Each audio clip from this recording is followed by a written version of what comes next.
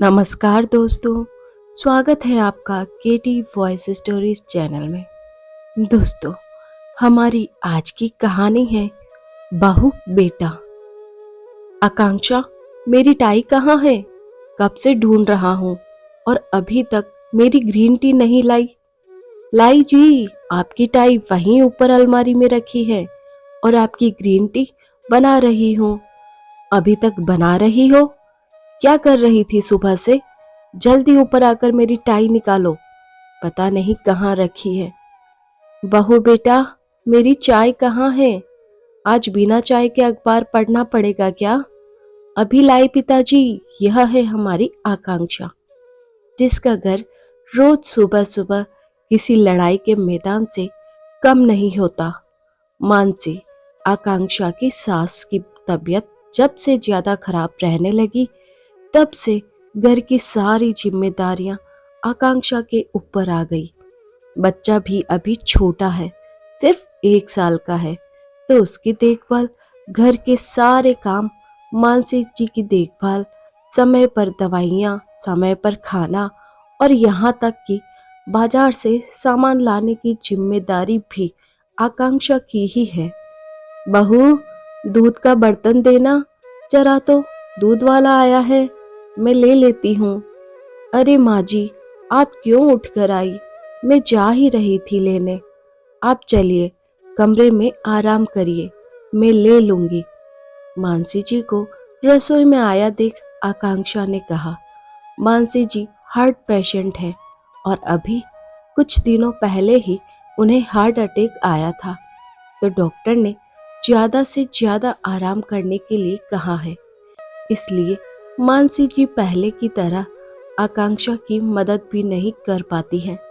आकांक्षा जब देव से शादी करके आई, तो मानसी जी से हमेशा डरी डरी रहती थी, लेकिन मानसी जी के हंसमुख और सौम्य स्वभाव के कारण आकांक्षा का सास के प्रति डर खत्म हो गया और उसकी जगह प्रेम और मित्रता ने ले ली।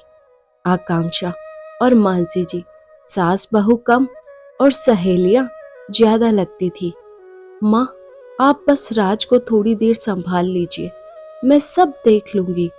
आकांक्षा ने बच्चा मानसी जी को देते हुए कहा और फिर भाग भाग कर सारे काम खत्म किए।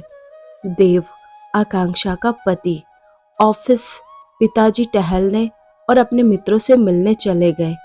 आकांक्षा अपनी चाय का कप लेकर मानसी जी के कमरे में आ गई। माँ, राज सो गया क्या? हाँ बेटा, सो गया।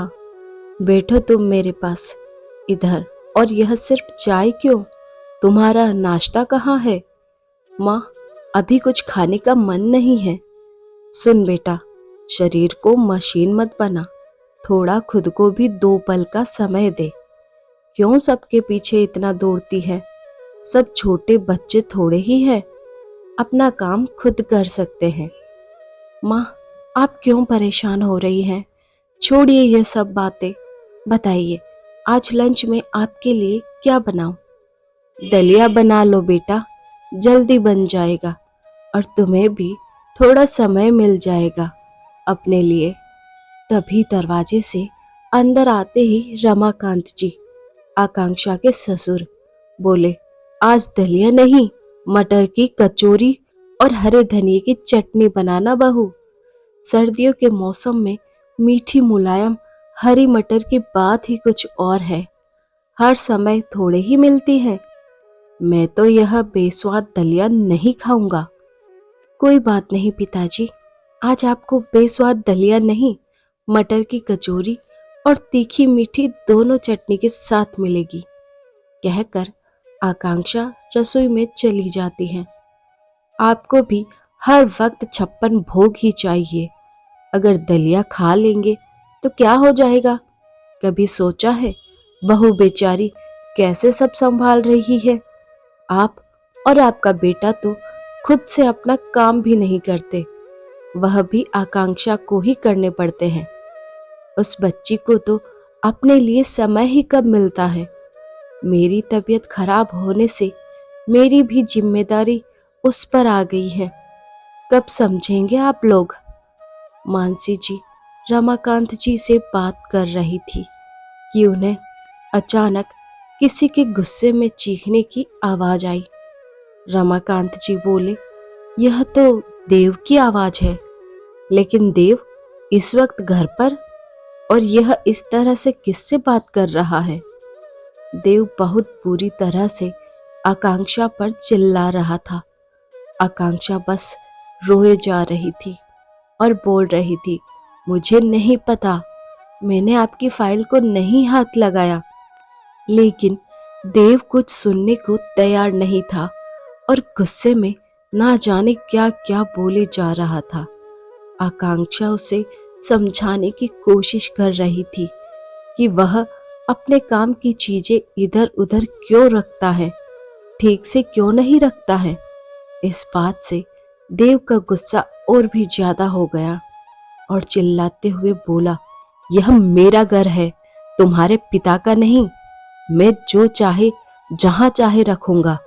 तुमसे कितनी बार कहा है कि मेरी चीजों को हाथ मत लगाया करो। सही कहा बेटा, औरतों का तो कोई घर ही नहीं होता है। शादी के पहले पिता का और भाई का घर होता है, शादी के बाद पति का और बुढ़ापे में बेटे का। लड़कियों को जन्म लेते ही लोग सिखाने लगते हैं कि तुमको तो किसी और के घर जाना है, यह घर तुम्हारा अपना नहीं है, तुम तो किसी और की अमानत हो। शादी के बाद किसी अनजान को अपना मान लेना और उसकी पसंद के हिसाब से रहना, उसके पसंद के कपड़े, उसकी पसंद का खाना सब अपना लेती हैं। सोती जागती भी किसी और के हिसाब से ही है। उसके हिस्से में तो कुछ पल का आराम भी नहीं है, सिर्फ दुख और दर्द उसके अपने हैं और उसका अपना कुछ भी नहीं।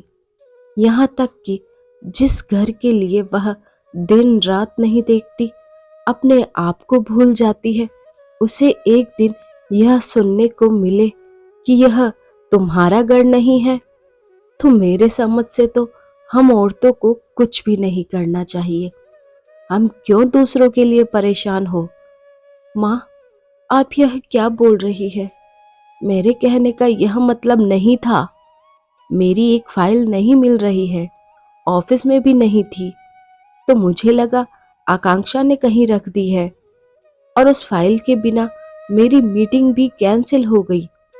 देव ने कहा, तो उसमें बहू का क्या दोष है? तुम्हारी माँ सही कह रही है, बोलने से पहले सोच लिया करो किससे क्या बोलना है। बहू सुबह से ही घर के कामों में लग जाती है, रात को भी हम खा पी कर आराम कर रहे होते हैं, लेकिन तब भी वह कामों में ही लगी रहती हैं।